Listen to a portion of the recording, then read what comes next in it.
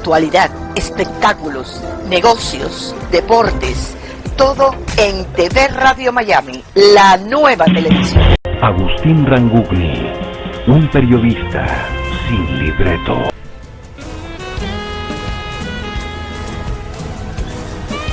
Muchísimas gracias. ¿Cómo le va? Qué gusto de saludarlos. Seguimos haciendo Portal Miami, programa que emitimos por TV Radio Miami, en asociación estratégica con Radio Miami Internacional y todas las emisoras que generosamente toman nuestra transmisión. Bueno, tenemos un tema realmente que vale la pena prestarle atención. El tema de la educación de los niños, el tema de la participación de los niños en la escuela se ha visto afectada. Muchos niños perdieron la posibilidad de la asistencia y eso también no solo impactó en el sistema de educación, sino que impactó en su relación con los amiguitos, esa situación que teníamos de concurrir a la escuela, acompañando a nuestros niños acompañados por los padres, y ahí hacer una especie de sociabilidad. Bueno, era un mundo absolutamente distinto. Llegó el COVID y aquí estamos todos, tratando de salir de esta situación que nos plantea. Hay especialistas, ¿no? Hay especialistas. Tengo en línea a Laura Lewin. Ella es maestra, es autora, capacitadora, especialista en educación. También es oradora, la hemos visto en algunas conferencias en TED Key, y también ha escrito numerosos libros. Quiero darle la bienvenida. Laura, buenas tardes. Hola, ¿qué tal? Buenas tardes, muchísimas gracias. Bienvenida. Muchísimas gracias por invitarme, acá estoy muy feliz de acompañarlos. Bueno, estás en Buenos Aires, ¿verdad? Sí, estoy en Buenos Aires, Argentina, así que bueno, estamos con algunas diferencias de clima, de hora. Y de sistemas. Se habla en Argentina de una apertura con respecto a lo que venía siendo la filosofía para, de alguna manera, contrarrestar el daño que podía generar el COVID. ¿Estás de acuerdo con estas nuevas medidas que está tomando el gobierno? Sí, sin duda alguna. Creo que llegan un poco tarde, ¿no? Se podría haber implementado antes. Me parece que lo que siempre se supo es que la escuela es realmente un lugar seguro cuando se cumplen con los protocolos. El problema, como sabemos, tiene que ver con lo que pasa fuera de la escuela, ¿no? Reuniones sociales, los padres en la entrada, los medios de transporte, pero sin duda alguna que la escuela tiene que estar abierta para los chicos. La escuela es el lugar más inclusivo que hay, la escuela es el lugar de las oportunidades, y además cuando los chicos no están en la escuela, ¿dónde están, no? El otro día hablaba con una amiga y me contaba que tiene una hija de 4 años, y ella tuvo casi todo su nivel inicial, su jardín de infantes por Zoom, y me contaba que se había perdido, ¿no? De aprender un montón de canciones que nosotros aprendíamos cuando éramos chicos, desde Claro. a guardar cada cosa en su lugar, cuántas no habilidades perdieron los chiquititos, y cuántas cosas fueron pasando cada una a su edad, que hicieron que esta pandemia claramente golpeara muy fuerte a todo lo que tiene que ver con la educación. ¿Y cómo van a reaccionar los alumnos? Porque por ahí estaba leyendo alguno de tus artículos y decías que de alguna manera muchas veces los alumnos se aburrían cuando hacían una clase por Zoom. ¿Cómo va a impactar entonces esto en los alumnos? Claro, porque el problema de la clase de Zoom, yo creo que es muy parecido a lo que pasa en la clase presencial, ¿no? Cuando nosotros tenemos un aula en donde está centrado en el docente, un docente parado delante del pizarrón, hablando, que no involucra a sus alumnos, claramente los alumnos no participan y se aburren. Entonces, lo mismo pasa en la clase de Zoom, ¿no? Si yo estoy mirando la cámara, nada más viendo cómo alguien habla, y seguramente como la atención es cíclica, va y viene, me cuelgo en mis pensamientos, me cuelgo pensando en otras cosas, o me dedico a tener una conducta disruptiva. Yo creo que ese es uno de los grandes desafíos que tiene la educación hoy, ¿no? De descentralizar este aula y poner a los chicos en el centro de la escena. La educación no es un deporte para espectadores. El aprender tiene que ver con poder involucrarnos cognitiva y emocionalmente. Por eso es tan importante trabajar con estrategias pedagógicas que involucren a los chicos. Los chicos haciendo, no viendo o escuchando nada más. Y con el Zoom pasaba eso. Algunos docentes al principio empezaron a mandar consignas, ¿no? De manera unidireccional a través de una pantalla. Se dieron cuenta que de esa manera no se construían aprendizajes, que para aprender en una clase virtual los chicos tenían que conectarse entre ellos, interactuar y construir estos aprendizajes. Claro, Y bueno, esto generar pasa también en la vínculos clase afectivos. presencial. Bueno, sin ninguna duda, ¿no? Educar es sostener vínculos. Sin vínculo no hay aprendizaje. Es decir, que esto de crear lazos y generar la conexión emocional entre el docente y los propios alumnos entre ellos, es clave para que puedan aprender. Claro, fundamental, fundamental. En este cambio, ¿cómo notas la actitud de los padres? ¿Están de acuerdo con que los chicos vuelvan a las aulas? En general, Yo creo estamos que la gran hablando... mayoría. Ajá. Sí, sí, claramente, bueno, hay excepciones, pero en general sí, no solo porque ellos mismos vieron que sus hijos, a mí no me gusta hablar mucho de los hijos, los alumnos, porque cada uno, ¿no? Claramente es diferente, pero sí vieron que muchos chicos estuvieron mucho más retraídos, con más apatía, con un desgano, ¿no? O una apatía frente al futuro, algunos inclusive con situaciones de depresión. Entonces, la escuela, además de ser el lugar que transmite contenidos, es el lugar que va formando a los chicos, en donde van construyendo sus identidades, donde se vinculan, se relacionan, desarrollan habilidades para resolver problemas. Entonces, claramente creo que los padres se dan cuenta de la importancia que tiene la educación, ¿no? La educación no es únicamente el contenido, la educación tiene que ver con esto que veníamos hablando, de tender puentes, de poder preparar a los chicos para que tengan la mejor vida adulta que puedan tener. Y sin duda alguna creo que la escuela en ese sentido es muy importante. No nos olvidemos que muchas veces la gente marca como dos grandes grupos, ¿no? De lo que pasó en esta pandemia. Los chicos que tenían conectividad y que tenían dispositivos móviles, que de alguna manera muchos de ellos pudieron seguir sus trayectorias académicas, quienes por no tener conectividad o dispositivos se quedaron fuera del sistema. Pero hay otro grupo, muy grande también, de chicos que aún teniendo conectividad, que aún teniendo dispositivos, no pudieron avanzar, porque eran muy dependientes del docente, o porque tenían cuestiones emocionales, o porque no habían podido desarrollar cierta autonomía o cierta autodisciplina que les permitiera autogestionar estos aprendizajes, que en una clase virtual depende mucho del alumno, ¿no? Ni hablar de los chicos con necesidades especiales, y los que tal vez no tuvieron el apoyo de sus familias. Es decir, que hay muchos chicos que no pudieron avanzar con sus trayectorias académicas a pesar de haber tenido la oportunidad de hacerlo. Bien, todo esto está bien desde el lado de los chicos. ¿Cómo ves la situación del lado de los padres? Los padres se habían de alguna manera desentendido del estrés de levantarse temprano, llevar a los chicos, después ir a trabajar, después venir a buscarlos. Toda esa situación que también generaba un estilo que muchos estaban de acuerdo y algunos decían que soy esclavo de mi hijo porque tengo que llevarlo a la escuela, tengo que ir a buscarlo, Bueno, ¿cómo va a ser esta nueva vuelta a la normalidad? Yo creo que, tristemente, mira lo que te voy a decir, tristemente, las cosas de a poquito van a volver a ser como eran el último día antes de la pandemia. ¿Y por qué digo tristemente? Porque realmente esta era la gran oportunidad para que la educación se transformara. En relación a los padres que vos me preguntás, bueno, sí, hay una parte que tiene que ver con la comodidad de no tener que sacar el auto, no tengo que llevar a mi hijo al colegio, no tengo que llevarlo caminando o en colectivo, los que se quedan a comer en el colegio, no tengo que prepararles la vianda, claramente tenerlos en casa, de alguna manera es más cómodo. Pero no es sano, no es sano, de ninguna manera es sano. Bien. Los chicos necesitan conectarse con la vida, los chicos necesitan conectarse y vincularse con sus compañeros, los chicos necesitan desesperadamente ser niños, conectarse con la vida. Una de las cosas que pasó también en esta pandemia es el tema del estrés, ¿no? Muchos Claro. chicos estuvieron muy estresados por lo que se vivió, ¿no? De familiares enfermos, familias estresadas porque tal vez había una situación económica, por las enfermedades, por las noticias. Entonces, Algo que es muy importante de entender es que cuando uno está muy estresado tiene altos niveles de cortisol en el organismo. El cortisol es una de las hormonas del estrés.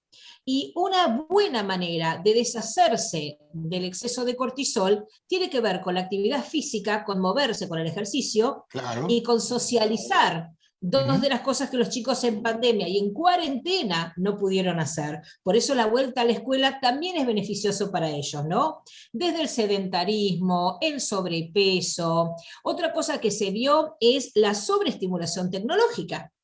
Hay chicos que se conectaron más con pantallas que con seres humanos. Claro. Entonces la sobreestimulación tecnológica que genera de alguna manera un trastorno cognitivo. Chicos que no se sorprenden con nada, que nada les llama la atención, chicos que se aburren, que no se pueden concentrar, enfocar. Entonces, bueno, claramente la escuela de alguna manera empieza a ordenar ciertas cosas que son saludables para los chicos. O sea que tú tienes una visión positiva de este cambio que es como volver a cierta normalidad. Bueno, yo Porque te decía, ¿te no va a acordás? ser todo igual. No, pero viste que yo te dije, tristemente las cosas lentamente están volviendo a ser como antes. ¿Y por qué tristemente? Porque a mí me encantaría pensar en diferentes opciones. Me encantaría pensar en un aula invertida, en donde los chicos en casa pudieran aprender el tema a través de un video corto, pero muy interesante, y poder volver al aula a activar ese contenido. Que en el aula se pueda capitalizar, que se pueda, no sé, potenciar el tiempo cara a cara. Es decir, empezar a buscarle una vuelta de tuerca a este tema de la educación, donde, como yo siempre digo, la tecnología, si bien no es la solución, es una gran oportunidad. Entonces me gustaría más una situación híbrida, pero hecha con ciencia, planificada, pensando en los chicos. Mirá lo que está pasando en Argentina ahora. En Argentina, en algunas escuelas, los chicos van a tener que tener clases los sábados e inclusive a contraturno. Entonces, hay algo también que está pasando que es único en el mundo, y es que los chicos tal vez por primera vez en la vida tienen ganas de volver a la escuela. Por primera vez en la vida quieren ir a la escuela. ¿Cuándo había pasado esto? Muy Bueno, pocas veces. pero claro, Entonces, claro. cuidado, ¿no? Cuidado con satisfacer esas demandas. No sea Claro. que los chicos piensen que ir a la escuela ahora es una fiesta, en el buen sentido, y se encuentren con que no lo es. Los chicos no son un balde que hay que llenar. Tenemos que ahí también trabajar la transformación de la educación para que los chicos puedan ir a la escuela no a aprobar, sino a probar. Y que de ese probar surja la curiosidad y las ganas de aprender. Se está hablando mucho aquí en los Estados Unidos sobre la educación transformadora en este marco que vamos a vivir luego de la pandemia, si es que se termina de alguna vez por todas. ¿Cuál sería esa educación transformadora que se aplicaría en la Argentina? Mirá, hablando de eso, yo tengo un libro que se llama La educación transformada. No es transformadora, pero es transformada, ¿no? Bueno, y ahí en ese libro hablamos acerca de la importancia de incorporar, ¿no?, ciertas cuestiones que son importantes para que se pueda hablar de una nueva educación. En principio, trabajar una cultura del pensamiento, ¿no? Generar un aula en donde hayan oportunidades para pensar de manera crítica, para pensar de manera creativa, donde haya tiempo para poder pensar. Otra cosa que es muy importante es el aprender haciendo, no viendo o escuchando, sino que el alumno pueda aprender haciendo, involucrándose. Recién yo te contaba que tengo la convicción que el aprendizaje no es un deporte para espectadores, tenemos que ponerle el cuerpo, tenemos que trabajar para interactuar con el contenido. Creo que la educación va a cambiar también con este concepto de aula invertida, cuando podamos en el aula poner en acción el contenido, y por sobre todas las cosas, trabajar también lo socioemocional, porque muchas veces en el aula se trabaja mucho lo que es lo cognitivo y se deja de lado lo socioemocional. Un alumno que pueda manejar la frustración, que pueda manejar el enojo, un alumno que entienda que somos amigos de algunos, pero compañeros de todos. Alumnos que puedan aprender a manejar la impulsividad, ¿no? Bueno, diferentes habilidades que también hay que trabajarlas en la escuela. Es decir, tenemos que pasar de la escuela del saber a la escuela del ser. ¿Y tenemos maestros preparados para acompañar ese proceso? Bueno, eso es una muy buena pregunta, muy buena pregunta. Yo siento que el sistema educativo no puede avanzar si no tenemos buenos docentes. Y me parece que, si bien es verdad que tenemos docentes maravillosos en muchísimos lugares, hay otros que tal vez no. Y me parece que cuando hablamos de transformación de la educación, y no hablamos de sueldos dignos, de capacitación docente, de infraestructura y de recursos, pareciera medio ciencia ficción lo que estamos hablando, ¿no? Por eso creo que una cosa va de la mano de la otra, o sea, no sirve de nada hablar de mejoras didáctico-pedagógicas, si no hablamos también de mejoras en las condiciones de trabajo de los docentes. Volviendo a la pregunta, yo creo que hay docentes maravillosos, hay docentes que no lo son tanto, y me parece que es en el centro de formación docente donde hay que trabajar mucho. En la medida que el docente sigue enseñando como él aprendió, va a estar enseñando por un mundo que ya no existe. De ahí la importancia de trabajar mucho lo que es el desarrollo profesional y especialmente trabajar en los centros de formación docente. Interesantísimo. Bueno, ¿tú crees que la asociación de esta nueva fórmula, de volver un poco al pasado, pero por supuesto con una digamos, una conducta diferente, ¿no?, ante la situación que hemos vivido, ¿cómo se van a asociar esta relación de cuidarse, pero tener esa libertad de ir a la escuela, no sé, con barbijo, sin barbijo? ¿Cómo va a ser la adaptación de lo que viene? Yo creo que de nada sirve pelearnos con lo que tenemos que vivir hoy. Creo que tenemos que adaptarnos. Y esas son habilidades también que tenemos que enseñarles a nuestros hijos y a nuestros alumnos, ¿no? Lo que es la adaptación, la flexibilidad, la resiliencia emocional. Es decir, cuando un chico dice, pero al final no le puedo tocar los útiles al compañero. No, no es que no lo podés tocar porque está prohibido, porque somos malos. No los podés tocar porque nos estamos cuidando. Entonces, cuando empezamos a cambiar los pensamientos y cuando los ayudamos a los chicos a que se den cuenta que no son restricciones por poner límites, sino que tiene que ver con un entorno de cuidado para que podamos estar de nuevo todos juntos en la escuela, los chicos lo entienden. Yo creo que los chicos se adaptan muy rápidamente. El problema no son los chicos, el problema son los adultos. Bueno, eso es un punto muy interesante, porque aquí en Estados Unidos estamos viviendo una ruptura en el sistema.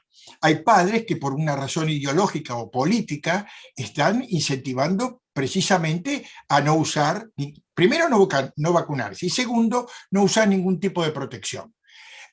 Hay hechos que están sucediendo de personas que entran a un restaurante con su barbijo y los echan porque aquí en este restaurante no permitimos que la gente use barbijo. En otro lado, los obligan a entrar con barbijo. ¿Cómo va a ser esta situación si se diera en una escuela?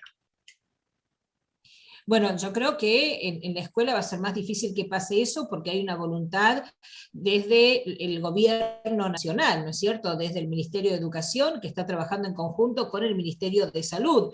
Me parece que hay algo que tiene que ver con la protección y con el respeto del otro. O sea, yo tengo derecho a no usar barbijo si quiero, pero en mi casa, si estoy sola, no si hay gente alrededor mío. Hay un tema que tiene que ver con la responsabilidad personal y la responsabilidad social.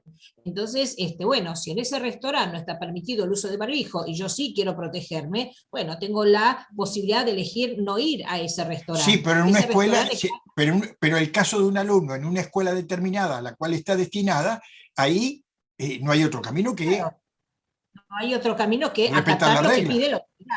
Y es así. Y esto tiene que ver también con una enseñanza, ¿no? Y a lo que me refería es, en el restaurante hay un dueño, hay una persona y él puede dirigir su restaurante como quiera. La escuela es diferente. La escuela es para todos. La escuela es un derecho, tenemos la obligación de ir a la escuela y por lo tanto, bueno, hay que regirse por las normativas que establece el Ministerio de Educación y el Ministerio de Salud trabajando en conjunto. ¿Y qué pasa si hay padres que no aceptan esas reglas?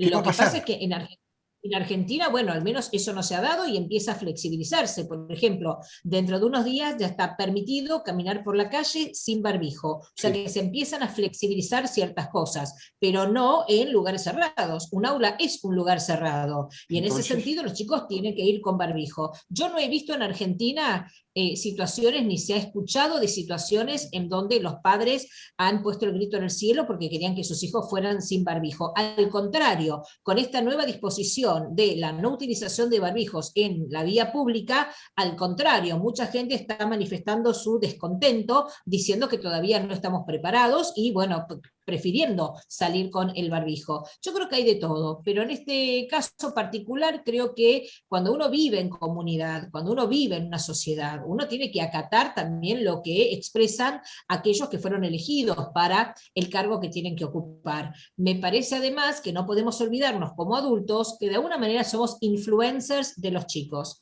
de nuestros alumnos, Sí. de nuestros hijos, y que los chicos están aprendiendo, que están observando, o sea que hay una gran responsabilidad que tenemos los adultos en esto que decimos, en lo que mostramos, en lo que expresamos, y que es muy peligroso, ¿no? Cuando transmitimos cuestiones que van en contra un poco de lo que nos sugieren los Bien. expertos en el tema. Ahora, por último, ¿no? Estamos viviendo este tiempo donde la educación se convirtió parcialmente, de alguna manera, a utilizar este sistema virtual. Ahora, vamos a dejar todo esto de lado y vamos a encarar un nuevo desafío. ¿Cómo sería el nuevo desafío? Entonces, prescindiendo de la educación en casa y con la computadora. Yo creo que tendría que haber un modelo mixto, un modelo en donde tendríamos que poder ir de lo presencial a lo virtual y de lo virtual a lo presencial de una manera aceitada. Me parece que, como decíamos recién, la tecnología no es la solución, pero es una gran oportunidad. Cuando los chicos nacieron, Google ya existía.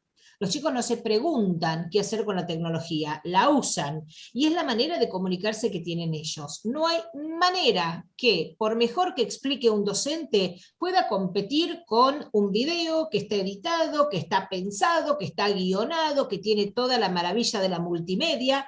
Entonces creo que en ese sentido vale la pena pensar en una tecnología más humana y en humanos más tecnológicos. Me parece que no se trata de competir, que se trata de colaborar, ¿no? Un docente es maravilloso, la tecnología es maravillosa. Imaginémonos docentes trabajando con tecnología. Yo siento que la tecnología jamás va a reemplazar a un docente, pero aquellos docentes que sean buenos en la tecnología sí van a reemplazar a aquellos docentes que no lo son. Tenemos que entender que el mundo cambió, que la cabeza de los chicos es diferente a como era nuestra cabeza y que ellos aprenden de maneras diferentes simplemente porque la comunicación cambió. Hoy un TikTok dura 10 segundos. Hoy los mensajes entre los chicos por WhatsApp son con emojis. Todo es muy breve. Es decir que esta cabecita tal vez no es compatible a escuchar a un docente hablando 40-45 minutos sin parar. Por eso se empiezan a hablar de las cápsulas de aprendizaje, que es contenido formativo cortito. ¿Cortito para qué? Para poder involucrar a los chicos en el tiempo que dura la atención que tienen. Esto no es ni mejor ni peor a como era. Son cabezas diferentes. Aprenden de maneras diferentes. Por último, en lo personal, ¿te pasó en una clase con alumnos, ya sea en su casa o en el aula, que te han dicho que se aburren de usar la tecnología? Bueno, claramente se aburren cuando la tecnología está mal usada, ¿no? Por ejemplo, cuando el docente utiliza una plataforma de Zoom para enseñar y no es una buena estrategia. Es mucho mejor enseñar en la parte asincrónica, es decir, cuando ve el video a mi tiempo, cuando tengo ganas, cuando tengo la oportunidad, veo el video y después cuando estamos en la clase de Zoom, activamos ese contenido, interactuamos entre nosotros, trabajamos con alta energía en esa clase. Entonces, claramente esto pasa igual a cuando estamos en el aula. Si yo tengo que escuchar a un docente hablar por 50 minutos y encima el tema mucho no me interesa, bueno, claramente no voy a estar, ¿no? Voy a estar adormecida, voy a estar como anestesiada. Yo creo que el gran secreto para los docentes es poder trabajar con clases interesantes y es despertar los sentidos de los alumnos. Cuando el alumno está anestesiado, tenemos su cuerpo, pero es como un soldadito de plomo, pero no tenemos su alma, no tenemos su cabeza. Tenemos que trabajar involucrando cognitiva y emocionalmente a los chicos para que ir a la escuela no sea ir a aprobar. Aprobar es una consecuencia de aprender. Cuando la escuela, porque esto es lo que pasa, ¿no? Tristemente el sistema quiere que los chicos aprueben, los chicos quieren aprobar, los padres quieren que aprueben. ¿Dónde quedó aprender con todo esto? Bien.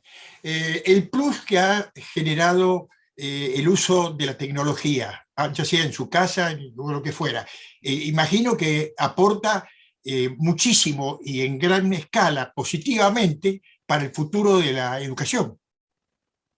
Sin duda alguna, tenemos que empezar a pensar en una educación en donde, como yo te decía recién, podamos pasar de lo presencial a lo virtual, de lo virtual a lo presencial, de una manera aceitada, donde los alumnos puedan empezar a entender que en este nuevo mundo que se viene, aprender no es algo que pase en cuatro paredes adentro de un aula en un colegio. Vamos a tener que aprender siempre. En las empresas ya hablamos de upskilling, de reskilling, ¿no? De mejorar nuestras propias habilidades, de aprender habilidades nuevas, y eso va a implicar alumnos que todo el tiempo estén aprendiendo por sí mismos. Por eso va a ser tan importante que podamos trabajar de vuelta con la pasión por aprender, el amor por aprender, y no la obligación de tener que aprender para poder aprobar.